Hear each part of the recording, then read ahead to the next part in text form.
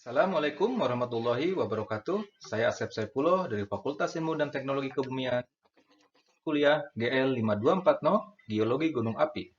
Topik 4, peranan stratigrafi gunung api dan remote sensing, segmen 10, komponen identifikasi. Ada dua komponen penting pada saat kita akan mengidentifikasi gunung api.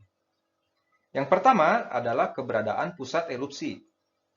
Yang kedua adalah base gunung apinya, atau landasan di mana semua material atau semua produk erupsi terendapkan. Ini adalah beberapa cara atau teknik untuk mengidentifikasi keberadaan pusat erupsi.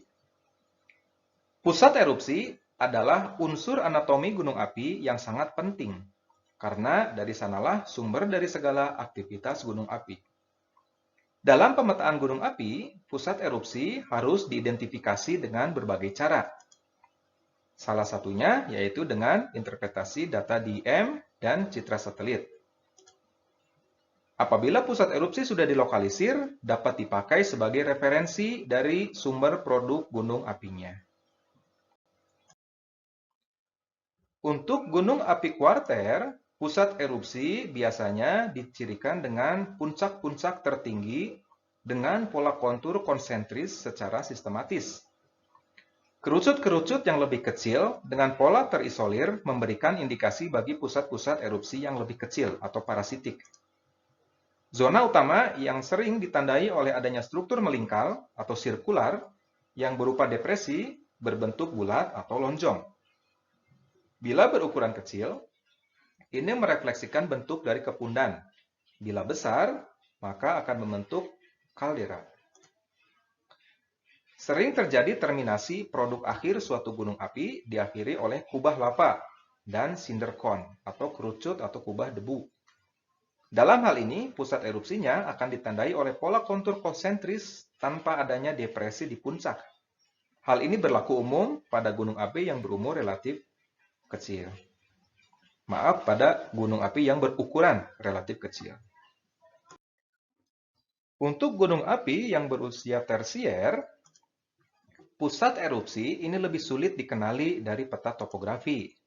Tanda-tanda ataupun gejala-gejala yang disebutkan di atas kadang terdeteksi apabila erosi belum begitu lanjut.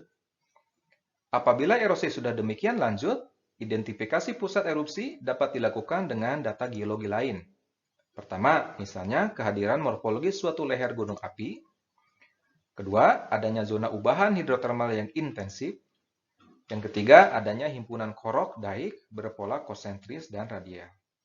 Kemudian, yang keempat, memanfaatkan citra remote sensing lainnya selain citra DEM.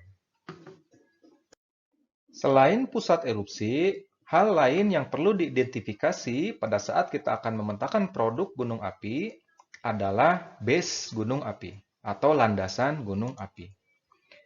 Base gunung api ini menempati topografi awal sebelum gunung api itu terbentuk.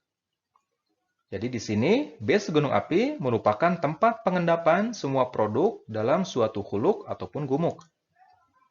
Biasanya ini ditandai dengan endapan lahar yang melimpah pada fasies medial sampai distal. Dan ini base gunung api berada pada topografi minima dalam suatu tubuh gunung api.